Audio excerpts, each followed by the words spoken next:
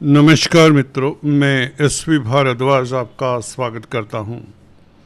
मंगल का राशि परिवर्तन दोस्तों 28 जुलाई को होगा और मंगल शनि का आपस में संबंध भी बनेगा। कर्क राशि तथा कर्क लग्न के जातकों के ऊपर इसका क्या प्रभाव पड़ेगा दोस्तों, जानते हैं इस वीडियो से।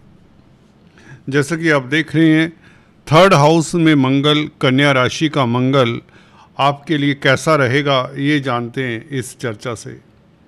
देखिए 28 जुलाई जब मंगल राशि परिवर्तन करेगा तो यह उत्तरा फाल्गुनी नक्षत्र में होगा, जो कि सूर्य का नक्षत्र है। सूर्य के नक्षत्र में मंगल कैसा फल देगा इसके ऊपर टिप्पणी करेंगे। हालांकि मंगल 13 अगस्त को हस्त नक्षत्र में भी 13 अगस्त को हस्त नक्षत्र में भी प्रवेश कर जाएगा, जो कि चंद्रमा का नक्षत्र है। चंद्रमा आपके लग्नाधिपति है, राशिपति है, तो ये काफ़ी अच्छा संयोग हो जाता है। और सूर्य भी आपके लगन में है और चंद्रमा की राशि में है, तो ये गोचर नक्षत्रों के प्रभाव तक देखें तो बहुत सुखद देखने में लगता है। क्या वाकई में ही ये बहुत सुखद परिवर्तन है? इसके ऊपर टिप्पणी करते हैं, विस्तार से जानते हैं। दोस्तों, चर्चा को आगे बढ़ाने से पहले आपसे निवेदन, आपसे एक औपचारिकता। अगर आप पहली बार हमारे इस चैनल पर आए हैं तो आपसे गुजारिश है, कृपया सब्सक्राइब करें, उसके पश्चात बेल आइकन दबा दें ताकि आपको हमारे लेटेस्ट अपडेट्स मिलते रहें। तो मंगल देखिए कन्या राशि में और थर्ड हाउस में बुध की राशि में कैसा फल देते हैं इसके ऊपर हम टिप्पणी करते हैं। दोस्तों, बुध कि ये राशि कन्या राशि अर्दली साइन है, पृथ्वी तत्व की राशि है। और मंगल देखिए अग्रेशन, जोश, एनर्जी, स्फूर्ति देने वाले ग्रह हैं और वह आपको देंगे, इस अवधि में आपको जोश देंगे, हिम्मत देंगे। जहाँ पर मंगल जल्दबाजी से आपको काम कराने के लिए प्रेरित करेंगे, बुध की राशि है, इसलिए कहीं ना कहीं आप यथार्थ को, प्रैक्टिकल जो लोग होते हैं वो यथार्थ को देखकर चलते हैं, वो जल्दबाजी नहीं करते। तो इस स्थिति में मंगल आपको कहीं ना कहीं असमंजस में, कौतूहल में डालता है। कुछ ऐसे कार्य होंगे जिसको आप बहुत सहज होकर करना चाहेंगे, परंतु स्थितियां कई बार ऐसी बन जाती हैं जो आपको जल्दबाजी के लिए प्रेरित करती है या आपको जल्दी में काम करना पड़ता है। सो अवॉइड करें, पूरा अपना समय लें। कोई भी डिसीजन लेना है, कोई भी कार्य करना है, महत्वपूर्ण कार्य करना है, तो मंगल के इस प्रभाव को में नहीं आना। ज़्यादा जोश अच्छा नहीं होता। अगर फॉर एग्जाम्पल आप राइटर हैं, राइटर या पत्रकार हो सकते हैं, कुछ लिख रहे हैं, लिखने के लिए आपको इमेजिनेशन चाहिए होता है, क्रिएटिविटी चाहिए होती है, उसके लिए आपको सहज शांत रहना पड़ता है। मंगल उसमें खलल डालता है, तो इस अवधि में आपकी क्रिएटिविटी के ऊपर भी इस तरह का इफेक्ट पड़ेगा, क्योंकि स्वभाव मंगल और बुध का अलग है। तो क्रिएटिव लोगों को थोड़ा सा अपनी क्रिएटिविटी में कमी देखने को मिल सकती है। और अगर पड़ोसियों की बात करें, थर्ड हाउस पड़ोसियों का है, पड़ोस में भी अग्रेशन किसी तरह का ना दिखाएं। हो सकता है आप पड़ोसियों के काम आते हों, बड़े अच्छे मिलनसार इंसान हों, और पड़ोस में कुछ वाद विवाद हो जाए तो उसमें कूद मत पड़ें, क्योंकि दूसरों की आग में कूदना नहीं चाहिए, क्योंकि आप में जोश होगा, एनर्जी होगी।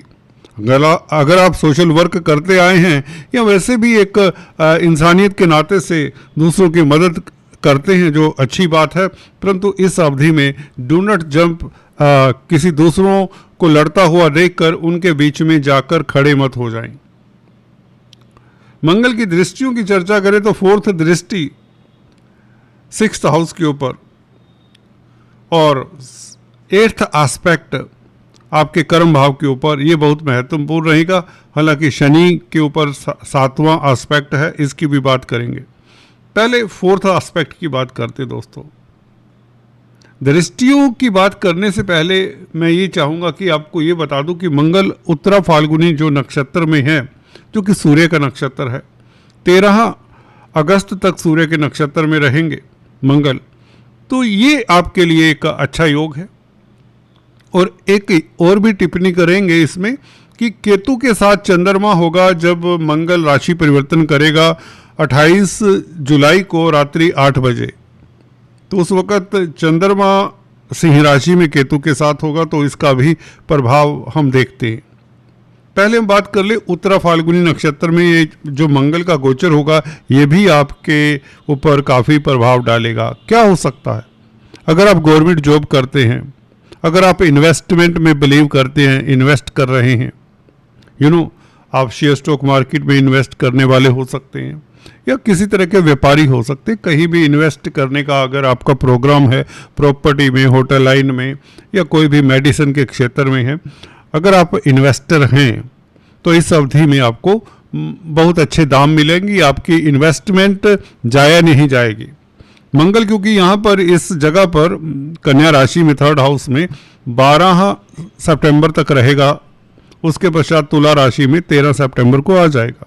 तो इन्वेस्टमेंट के लिए, ग्रोथ के लिए, बिजनेस के ग्रोथ के लिए, व्यापार के लिए अच्छा है समय। 10th हाउस क्योंकि सुदृढ़ है तो आपका कार्य क्षेत्र पर प्रभाव बढ़ेगा। सरकारी क्षेत्रों में अगर कामकाज करते हैं, क्योंकि उत्तरा फाल्गुनी नक्षत्र में है जो कि सूर्य का नक्षत्र है, तो सरकार से फायदा होता है। सरकारी तंत्र से, शासन सत्ता से, राजनीति से आपको अच्छा खासा लाभ होगा, ये बात तो निश्चित है। आप में लीडरशिप क्वालिटीज इस उत्तरा फाल्गुनी नक्षत्र के कारण जरूरत से ज्यादा नजर आएंगे। इनिशिएटिव, देखिए इनिशिएटिव लेने से आप पीछे नहीं हटेंगे, दूसरों की मदद करने के लिए तत्पर रहेंगे, जस्टिस के लिए, ट्रुथ के लिए यू विल स्टैंड, जिससे आपकी ख्याति भी बढ़ेगी। ये आप में विचार इस तरह की पर्सनैलिटी के ऊपर प्रभाव आपको देखने को मिलेगा, क्योंकि उत्तरा फाल्गुनी नक्षत्र में जब मंगल का गोचर होगा या चंद्रमा भी उत्तरा फाल्गुनी नक्षत्र में है, तो इस तरह का प्रभाव आपको देखने को मिलेगा जब मंगल 28 तारीख को ये परिवर्तन कर रहे होंगे। तो आने वाले दिनों में आप लीडरशिप क्वालिटीज से युक्त रहेंगे, ब्रेव होंगे, कर्मठ होंगे, जुझारू होंगे। ये पॉजिटिव पॉइंट्स आप में निखर कर आएंगे। अगर अभी स्लो चल रहे हैं, किसी कारण से मूड लो है, मूड स्विंग्स हैं, तो वो चीज़ें अब ख़त्म हो जाती हैं। 3rd हाउस का मंगल वैसे भी आपका तो योग कारक प्लैनेट है और अपने भाव को देखता है, खासकर 10th हाउस को, तो प्रतिष्ठा के योग बनाता है। ये समाज में आपकी प्रतिष्ठा के योग बनाता है। लोग आपकी प्रशंसा करते हैं, आपके कार्यों की, आपके एसेट्स की, आपकी उपलब्धियों की तारीफ होती है। एनीवेज, मंगल जब ये राशि परिवर्तन करता है 28 जुलाई को, तो चंद्रमा केतु के साथ होंगे। ये थोड़ा सा विचार करने वाला बिंदु होगा। हालांकि चंद्रमा भी सूर्य के ही नक्षत्र में होंगे, उत्तरा फाल्गुनी में। यहाँ पर ये विचार करने की बात है कि केतु कार्मिक ग्रह है। अब चंद्रमा को देखना इसलिए जरूरी होता क्योंकि चंद्रमा मन की गति को पकड़ता है। कहते हैं ना, चंद्रमा मनसो जातक, तो मन हमारा कहाँ पर है? वो तो केतु के साथ है। केतु कार्मिक ग्रह है। कहीं ना कहीं फैमिली से डिटैचमेंट किन्हीं कारणों से आपको फील हो सकती है यदा कदा बीच बीच में। You should avoid negativity, negative विचारों से बचना चाहिए, खासकर फैमिली को लेकर। कई बार होते फैमिली में कोई मतभेद हैं तो उसको अभी हवा नहीं देनी चाहिए, उन मतभेद को दबाए रखना चाहिए, इसमें समझदारी हो सकती है। धन को लेकर भी ज़्यादा आपको वो नहीं होना चाहिए कि ये धन कम है, धन कहाँ से आएगा, धन को लेकर चिंता नहीं करनी चाहिए। मन है ना, मन तो उधर ही दौड़ेगा जहाँ पर आप, जब तक आप अंकुश नहीं लगाते। केतु के उपाय जरूर करें ताकि इस तरह की, हालांकि सब कुछ होगा, धन की स्थिति बेहतर होगी। जैसे कि बताया, मंगल का प्रभाव कार्य क्षेत्र पर प्रतिष्ठा देगा, मान सम्मान देगा, तो धन भी आएगा, क्योंकि धन के लिए आपकी स्थिति बुध और सूर्य के कंट्रोल में है, वो लगन में है। सूर्य धन भाव का मालिक है, लगन में बैठे हुए बुध के साथ है, तो बौद्धिक बल के कारण अपनी तर्क शक्ति के कारण आपके पास धन आता रहेगा, आप की डेली आमदन में कोई कमी नहीं होने वाली। जहाँ तक मंगल की हम दृष्टियों की बात करने लगे थे, मंगल की 4th दृष्टि ये कमाल भी करती है इस स्थिति में, क्योंकि ये गुरु के भाव को देखती है। गुरु, मेंटोर, टीचर आदि इत्यादि 6th हाउस में ये राशि है, धनु राशि, ये गुरु की है, गुरुओं की राशि।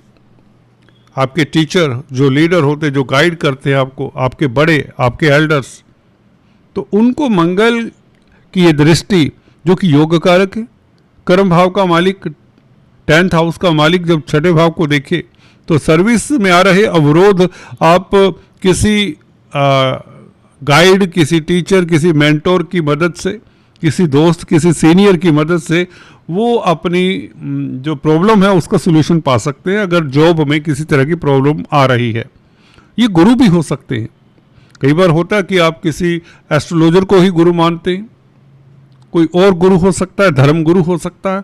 उनकी मदद से, उनके उपायों से, उनके व्याख्यान से, उनके धार्मिक वक्तव्यों से आपको रास्ता मिल जाता है। अगर सर्विस में कोई दिक्कत आ रही है, जॉब में कोई उलझन है, कोई किसी तरह का कोई ना कोई गाइड, ये पेरेंट्स भी हो सकते हैं आपके पेरेंट्स भी आपको गाइड कर सकते हैं, आपकी ये प्रॉब्लम का सलूशन मिल सकता है आपको। क्योंकि गुरु 12वें भाव में बैठे तो विदेशी कामकाज संबंधित कोई प्रॉब्लम है उसका भी सलूशन निकल सकता है। तो यहाँ पर मंगल की 4th दृष्टि 6th हाउस के ऊपर बैंकों से ऋण दिलाने में मदद करेगी, नो डाउट, क्योंकि गुरु की भी दृष्टि है, अपने भाव के ऊपर 7th दृष्टि है। और मंगल का प्रभाव आपको शत्रुहंता तो बनाता ही है, ब्रेव बनाता है। कोर्ट कचहरी में आपकी जीत निश्चित होती है या आप जीत के नज़दीक पहुंच जाते हैं। इस अवधि में 12 सितंबर तक कोई ना कोई कोर्ट कचहरी से कोई सुखद समाचार आपको मिल सकता है। यह शत्रु आपके समक्ष नतमस्तक रहेंगे। आपका जोश देखकर, आपके कृत संकल्प को देखकर ये स्थिति अच्छी बनती है और ऋण को लेकर स्थितियां कंट्रोल में रहेंगी। अगर किसी को बैंकों से ऋण चाहिए तो वो ऋण भी मिल जाता, क्योंकि गुरु का प्रभाव 6ठे भाव के ऊपर है और मंगल पंचमेश होकर 6ठे भाव को देखते हैं, दशमेश होकर, तो ये एक किस्म से अच्छा ही माना जाएगा। परंतु बच्चों की सेहत का फिर भी ख्याल रखें इस अवधि में और अपने पेट का ख्याल रखें, क्योंकि पंचम भाव का मालिक 6ठे भाव के साथ संबंध बना रहा है, तो ये थोड़ा सा आपको गौर करना होगा इस पहलू के ऊपर। और कहीं ना कहीं अगर हम 10वें भाव के ऊपर एस्पेक्ट की बात करें तो ये बहुत अच्छा है, ये आपको जॉब दिला सकता है। अगर आपको जॉब की तलाश है, जॉब में कोई परिवर्तन चाहते तो उसके लिए भी बेहतर है ये योग बना हुआ। और अगर हम बात करें नक्षत्रों की, हस्त नक्षत्र में 13 अगस्त से लेकर 3 सितंबर तक मंगल का गोचर रहेगा। चंद्रमा का नक्षत्र है हस्त नक्षत्र, तो इसमें आपका स्वास्थ्य इम्प्रूव होगा, आपकी पर्सनैलिटी में एक अलग ही चमक होगी, कॉन्फिडेंस बढ़ेगा, आप खुश रहेंगे और कहीं ना कहीं यात्राओं से आपको लाभ होगा। मार्केटिंग के व्यक्तियों के लिए समय उत्तम रहेगा। और मंगल का 3rd हाउस में बैठना, वैसे ही छोटी बड़ी यात्राएं आपके लिए लाभकारी रहेंगी। कंपटीशन स्पर्धाओं में उत्तीर्ण होंगे, तो ये अच्छा योग है। कहीं ना कहीं आप कामयाब होते हैं अपने कैरियर में और रोज़मर्रा की ज़िंदगी में, रूटीन में, 6ठा भाव रूटीन का भी है, तो किसी तरह के रूटीन के जो कार्य हैं उसमें भी आप तसल्ली बख्श अपनी परफॉर्मेंस दे पाएंगे। तो ये मंगल का गोचर अगर मोटे तौर से देखें आपके लिए बहुत बेहतर है, क्योंकि आपको पॉजिटिव बनाता है, जोश देता है, हिम्मत देता है। कार्यस्थल पर आपकी प्रतिष्ठा बढ़ती है। जो अवरोध थे सरकारी तंत्र से या बॉस से, वो अवरोध दूर होते हैं। नौकरी में आ रही दिक्कतें दूर होती हैं, वो किसी गुरु की मदद से या किसी, अगर कोर्ट कचहरी का मसला है तो किसी बड़े व्यक्ति के साथ उलझे मत इस अवधि में। कई बार होता है कि पावरफुल व्यक्ति है जिसके साथ आपका उलझना हो चुका है, कोई मुकदमेबाजी हो चुकी है, तो उससे दूर ही रहें इस अवधि में और नया कोई उलझन ना पैदा करें, खासकर बड़े व्यक्ति के साथ जो पावरफुल हो, अथॉरिटी में हो, ब्यूरोक्रेट हो, मिनिस्टर हो, आदि इत्यादि, इनसे दूर ही रहें, इनसे झगड़ा मोल ना रहें। दूर रहने का मतलब इनके साथ झगड़े ना इस अवधि में। दोस्तों आज इतना ही, फिर से मिलेंगे। Please do subscribe, like and share. Thanks for watching this video. God bless you all.